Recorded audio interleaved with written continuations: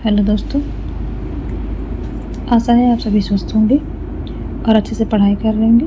आज की test series में हम जिन प्रश्नों को देखेंगे साथ ही साथ हम उनकी व्याख्या भी देखेंगे। प्रश्नों की श्रृंखला में आज हम पहला प्रश्न है, प्रिय प्रवास में किस रस की प्रधानता है?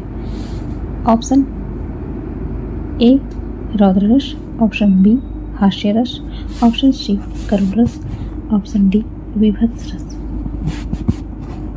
तो ऐसा अभी तक आपके दिमाग में आंसर आ गया होगा। जी हाँ, इसका सही जवाब है करुण रस। अगला प्रश्न है, अयोध्या सिंह उपाध्याय हरिऔध की किस रचना में कृष्ण महापुरुष की तरह अंकित हुए हैं? ऑप्शन ए रसकलश, ऑप्शन बी प्रिय प्रवास, ऑप्शन सी अधकिला फूल, ऑप्शन डी पारिजात। जी हाँ, आपने सही जवाब दिया प्रिय प्रवास। अब हम इन प्रश्नों की व्याख्या देखेंगे। प्रिय प्रवास में करुण रस की प्रधानता है। यह खड़ी बोली में लिखा गया प्रथम महाकाव्य है। इसमें राधा और यहाँ पर कृष्ण होगा, कृष्ण को समान नायक नायिका के स्तर से ऊपर उठाकर विश्व प्रेम सेवी और विश्व प्रेमी के रूप में चित्रित करने में हरिऔध ने अपनी मौलिकता का परिचय दिया है।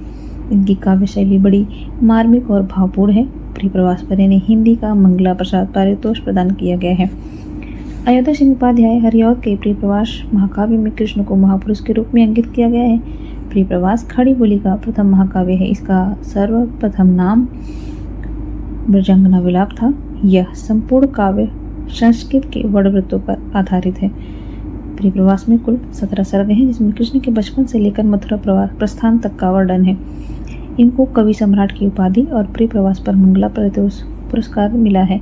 इनकी अन्य रचनाएं रसकलश, अधकिला फूल, पारिजात, कृष्ण शतक, रसिक रहस्य, प्रेम प्रपंच, प्रेमांबु प्रवाह, ग्राम गीत, कल्पलता, बोलचाल, चौकी चौपदे, चौपदे चौपदे, परम प्रसून इत्यादि है। अगला प्रश्न है प्रश्न संख्या 3, आर्थर कानन डॉयल से हिंदी का कौन सा उपन्यासकार प्रभावित हुआ? ऑप्शन ए है Gopal Ram Gahmari, option B Acharya Chatursen Shastri, option C Bharatendu Harishchandra, option D Narendra Kohli. जी हाँ, सही जवाब है गोपाल राम गहमरी, ऑप्शन नंबर 1। इस प्रश्न की व्याख्या देख लेते हैं। हिंदी उपन्यासकार गोपाल राम गहमरी हिंदी कानन डॉयल से प्रभावित थे। गहमरी को हिंदी में जासूसी उपन्यासों का प्रवर्तक माना जाता है और हिंदी का कानन डॉयल कहा जाता है। आर्थर कानन डॉयल स्कॉटलैंड के एडिनबर्ग के निवासी थे। ये अंग्रेजी भाषा में जासूसी उपन्यास लिखते थे और ये पेशे से डॉक्टर थे। प्रश्न संख्या 4 है, सुनंदा जैनेन्द्र की किस कहानी की पात्र है? तो ऑप्शन ए है हत्या, ऑप्शन बी है यहाँ पर बाहुबली होगा चाहुबल, ऑप्शन सी अपना अपना भाग्य, ऑप्शन डी पत्नी। तो जी हाँ, सही जवाब है आपका पत्नी। इस प्रश्न की व्याख्या है, सुनंदा जैनेन्द्र की पत्नी कहानी की पात्र है। इनकी प्रथम कहानी खेल है। इनके कहानी संग्रह है फांसी, दो चिड़िया, एक रात, नीलम देश की राजकन्या, ध्रुव यात्रा, पाजे, जयसंधि आदि है। इनकी चर्चित कहानियां हैं स्पर्धा, पत्नी, एक कैदी, गदर के बाद, बाहुबली, तत्सत, लाल सरोवर, मास्टर जी, जानवी, अपना अपना भाग्य, हत्या इत्यादि। अगला प्रश्न है, निम्नलिखित में से कौन सा उपन्यास डॉक्टर रांगे राघव द्वारा नहीं लिखा गया है? ऑप्शन ए बंदूक और बीन, यहाँ पर ऑप्शन बी होगा, ऑप्शन बी पक्षी और आकाश, ऑप्शन सी देवकी का बेटा, ऑप्शन डी भाग्यवती। तो जी हाँ, इसका सही जवाब है ऑप्शन डी भाग्यवती। चलिए इस प्रश्न की व्याख्या देखते हैं। भाग्यवती रांगे राघव द्वारा लिखित उपन्यास नहीं है। बंदूक और बीन देवकी का बेटा, पक्षी और आकाश रांगे राघव के उपन्यास है। भाग्यवती सत्याराम फिल्लौरी का उपन्यास है, जिसे डॉक्टर विजय शंकर मल्ल ने हिंदी का प्रथम उपन्यास और सत्याराम फिल्लौरी को हिंदी का प्रथम उपन्यासकार माना जाता है। प्रश्न संख्या 6 है, निम्न में से कौन सी शेखर जोशी की रचना नहीं है? ऑप्शन ए सात के लोग, ऑप्शन बी हरवाहा, ऑप्शन सी नए पत्ते, ऑप्शन डी पेड़ के बाद। जी हाँ, इसका सही जवाब है नए पत्ते। तो नए पत्ते किसकी रचना है? चलिए इसकी व्याख्या देखते हैं। नए पत्ते शेखर जोशी की रचना नहीं है। 7 किलो, हलवाहा, एक पेड़ के बाद ये सभी रचनाएं शेखर जोशी की हैं। नए पत्ते सूर्यकांत त्रिपाठी राजे की रचना है। प्रश्न संख्या 7 है, हिंदी में रिपोर्टाज का जनक किसे माना जाता है?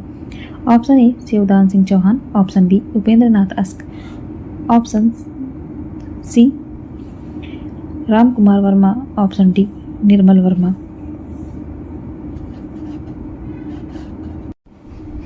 जी हाँ, इसका सही जवाब है ऑप्शन नंबर 1 शिवदान सिंह चौहान। इस प्रश्न की व्याख्या है, शिवदान सिंह चौहान को हिंदी में रिपोर्टाज का जनक माना जाता है। रिपोर्टाज फ्रांसीसी भाषा का शब्द है। हिंदी गतिविधि के रूप में इसका आविर्भाव द्वितीय विश्व युद्ध के आसपास हुआ। रूपा पत्रिका में दिसंबर 1938 में प्रकाशित लक्ष्मीपुरा को हिंदी का प्रथम रिपोर्टाज माना जाता है। राम कुमार वर्मा का पेरिस के नोट्स, निर्मल वर्मा का प्रागिक स्वप्न और उपेंद्र नाथ अस्क का पहाड़ों में प्रेम में संगीत प्रमुख रिपोर्टाज है। प्रश्न संख्या 8 है, कुछ आप बीती कुछ जग बीती आत्मकथा के लेखक कौन है? Option A Rajendra Prasad, option B Chatursen Shastri, option C Gulab Rai, option D Bharatendu Harishchandra. अब तक आपके दिमाग में इसका आंसर आ गया होगा। जी हाँ, आपने सही सोचा है। ऑप्शन डी भारतेंदु हरिश्चंद्र का यह आत्मकथा है।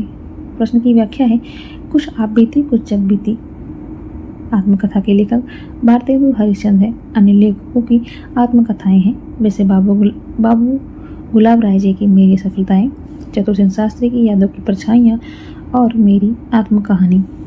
सन 1941 में बाबू श्याम सुंदर दास कृत मेरी आत्मकहानी को हिंदी की प्रथम प्रसिद्ध आत्मकथा माना जाता है। हिंदी की प्रथम प्राचीनतम आत्मकथा अर्थकथा ब्रजभाषा में बनारसी दास जैन ने लिखा। प्रश्न संख्या 9, साकेत महाकाव्य के रचनाकार कौन है? ये बहुत आसान प्रश्न है, फिर भी option number A Jaishankar Prasad, option number B Shridhar Pathak, option C Sumitra Nandan Pant, option D Maithili Sharan Gupt. जी हाँ, इसका सही जवाब है मैथिली शरण गुप्त, ऑप्शन डी। व्याख्या है, साकेत महाकाव्य के रचनाकार मैथिली शरण गुप्त हैं। कामायनी जयशंकर प्रसाद की, लोकायतन सुमित्रा नंदन पंत की एवं एकांत योगी श्रीधर पाठक की रचनाएं हैं। प्रश्न संख्या 10, भाग्यवती किस प्रकार का उपन्यास है? ऑप्शन 1 बच्चों से संबंधित, ऑप्शन बी प्रकृति से संबंधित, ऑप्शन सी सामाजिक, ऑप्शन डी तिलस्मी। जी हाँ, इसका सही जवाब है ऑप्शन सी सामाजिक। प्रश्न की व्याख्या है, भाग्यवती एक सामाजिक उपन्यास है। इसके लेखक सरदाराम फिल्लौरी हैं। डॉक्टर विजय शंकर मल्ल ने इसे हिंदी का प्रथम उपन्यास माना है। तिलस्म से संबंधित उपन्यास चंद्रकांता है। इसके लेखक देवकी नंदन खत्री हैं। इनको तिलस्मी अयारी उपन्यास का जनक माना जाता है। प्रकृतिवादी उपन्यासकार पांडे विजय शर्मा उग्र हैं। फागुन दिन 4 पांडे विजय शर्मा उग्र का उपन्यास है। इन्हें प्रकृतिवादी उपन्यास का जनक माना जाता है। प्रश्न संख्या 11, बाला बोधिनी नामक स्त्री शिक्षा संबंधी पत्रिका के संपादक थे। Option number A Srinivas Das, option number B Ram Naresh Tripathi, option C Bharatendu Harishchandra, option D Gauri Dutt Shukla. जी हाँ, इसका सही जवाब option number C Bharatendu Harishchandra. Bala Bodhini नामक स्त्री, यहाँ पर स्त्री होगा, स्त्री शिक्षा से संबंधित पत्रिका के संपादक भारतेंदु हरिश्चंद्र थे। बाला बोधिनी का संपादक बनारस से भारतेंदु हरिश्चंद्र ने किया। इनकी अन्य पत्रिका कवि वचन सुधा मासिक, पाक्षिक और साप्ताहिक थी। हरिश्चंद्र मैगजीन मासिक पत्रिका बनारस से संपादित होती थी।